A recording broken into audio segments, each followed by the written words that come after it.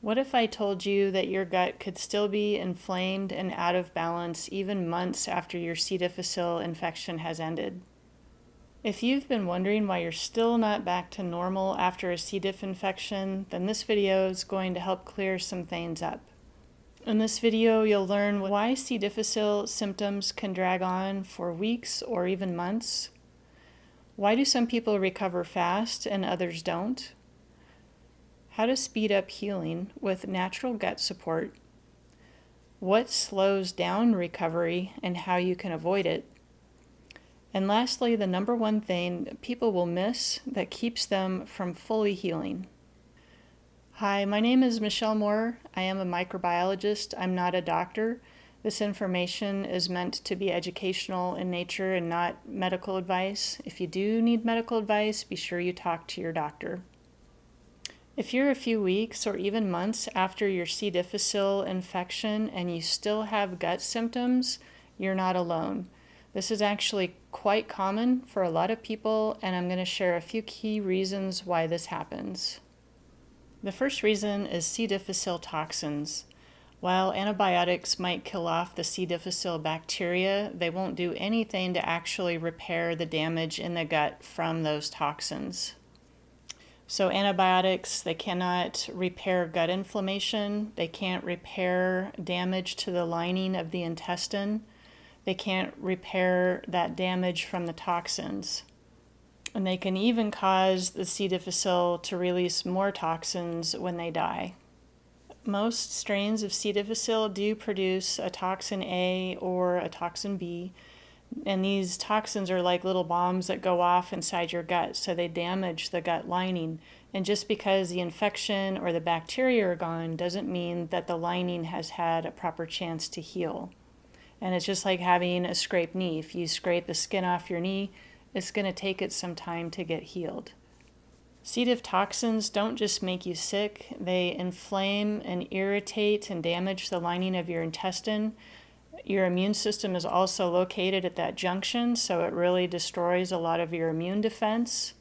And those C. diff toxins also make room for other bad bacteria to overgrow because of all of this inflammation in the GI system. So you really need to get in there and neutralize those toxins in order for your gut to actually have a chance to reset itself. Another reason you may still be dealing with gut issues is a toxic burden. Now that can come from the C. diff toxins I just mentioned, but there's another type of toxin called endotoxin, and when antibiotics go in or natural antimicrobials, they'll kill pathogenic bacteria, and the debris left over from those pathogenic organisms is called endotoxins, and that is also very irritating and inflammatory to the lining of the gut. And also, as part of those therapies, another toxic burden would be the release of biofilms. Biofilms will actually protect a lot of these pathogens, including C. difficile, and the actual substance of the biofilm, it's a protective coating over the infection, contains a lot of heavy metals and other types of toxins, which your liver and your body now have to deal with. So it's another inflammation and a toxic burden in your body. A third reason your symptoms can drag on is due to microbiome imbalance. So when those antibiotics or antimicrobials come through, they'll wipe out a lot of the good bacteria that helps keep that balance inside your GI system. And without it, your system will have a hard time recovering. You're not going to have the resources to rebuild your microbiome without those good bacteria. So without that microbiome support and recovery, your infection can drag on, or even worse, your C. difficile could possibly come back. So why do some people bounce back from C. difficile in just a couple weeks while others are still struggling months later? Well, everybody's GI system is different, and so is their recovery timeline. So let me give you an example. If you can imagine two different flower gardens, one is full of flowers, it has rich, deep soil, it has lots of earthworms that are aerating the soil, it only has a couple weeds, it's been watered, it's in really good shape, versus another flower garden that's very dry, it hasn't been watered, the soil is very hard, So if a storm comes and hits those two gardens, which one do you think will recover faster? So the same is true with your GI system. If you've been struggling with C. difficile, if you've been on antibiotics, if you've been under a lot of stress, that GI system can take longer to recover than somebody who hasn't had all those factors ahead of time. And if you've had C. diff multiple times, then that can even put you at a further disadvantage that will be taking more resources from your body. There's going to be more gut inflammation that's building on each other, and that can take even longer to recover from.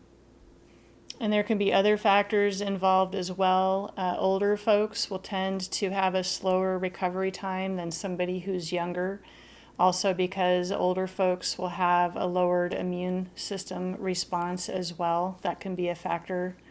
And what you're eating and what kind of gut support you're giving for your GI system also have an effect, and we'll talk about that in the next section. So if your recovery is going slower than you would like, there's a few things you could add into your regimen to help support your body in its healing. Let's start with probiotics. Now, I understand a lot of people have tried probiotics with C. diff and they haven't had results, but I would say not all probiotics are created equal. And we've seen a lot of great success using the Saccharomyces boulardii yeast probiotic as well as the Bacillus spore probiotics. Now, the second thing I consider equally important to the probiotics are gut toxin binders. I talked a lot in the first part of this video about all those different kinds of toxins and all the inflammation and damage they cause to the gut lining. So if you can go in there and grab up those toxins, it'll help neutralize them and move them out of the gut so they don't continue to stay in there causing that inflammation. A gentle toxin binder like Mega IgG 2000, which contains immunoglobulins, or activated charcoal or bentonite clay. These kind of binders go right into the gut and they gently absorb those toxins and help mop them up and remove them out of your GI system. You can kind of think of them as like a vacuum that comes in after a storm. They'll just vacuum up all that debris that was left behind. And lastly is problem foods. So any kind of foods that trigger symptoms like gas, bloating, or urgency will be great if you can avoid. That can be foods like sugar, as that will feed infections in the GI system, processed foods, also dairy, fried foods or fatty foods. And just be aware that everybody's trigger foods can be different, so it will take some trial and error on your part to figure out what works for you and what does not. And in the meantime, try to focus on eating foods that help heal the GI system, like good bone broths, steamed vegetables, cooked vegetables, and easy to digest meals. And again, you'll have to find the ones that work for you. But the more you can support your GI system with the right kinds of help, the more quickly and fully your GI system can recover. So I've talked about some things you can do to help your GI system recover, but now let's talk about what can get in the way. So first up are those problem foods, and I mentioned some of them before, and again, you're going to have to figure out what those problem foods are for you and make sure you avoid them. So a lot of doctors will also recommend the BRAT diet for people with C. difficile or diarrhea, and that stands for bananas, rice, applesauce, and toast. Now, this can be helpful because it's gentle on the GI system. It is a low fiber type diet, and so it can be helpful for somebody. But this type of food may not work for you because, again, everybody's gut is different. And there can be some downsides with this particular food choices. It is low in protein, it is high in carbs, but it's also low in nutrition. So being on this type of diet in the long term may not be as helpful to your recovery because of these downsides with the BRAT diet. The next thing that gets in the way of your recovery is a lack of microbiome support. So maybe you took antibiotics and you figured your gut would just bounce back on its own. And for many people, especially after something as difficult and disruptive as C. difficile, the gut just doesn't rebuild without help. So if you're not replenishing your microbiome with a strong, effective probiotic and some kind of gut-friendly diet, you're likely just going to be stuck in neutral and not going anywhere with your gut healing. Another big factor can be a lack of immune support. Now, your immune system and your gut are closely linked together. They're actually tied together, in fact. So if you're dealing with chronic stress, poor sleep, and overexertion, these can all wear your system down and leave your gut more vulnerable. So it's not just about what supplements you take, it's about looking at the bigger picture of rest, hydration, and giving your body a needed break. Another reason people stay stuck is that mainstream medicine just isn't built for a long-term healing program. It's really great at diagnosing infections and prescribing antibiotics, but once that infection is gone and you get your test results showing it's gone, you're often told you're just fine. There's rarely a follow-up plan to help you rebuild your microbiome and heal your gut lining and support your immune system. And that's really a problem because those are the exact things that your body needs to fully recover. Now, this is where I really like holistic and integrative medical practitioners, and they can be incredibly helpful on your journey back to health.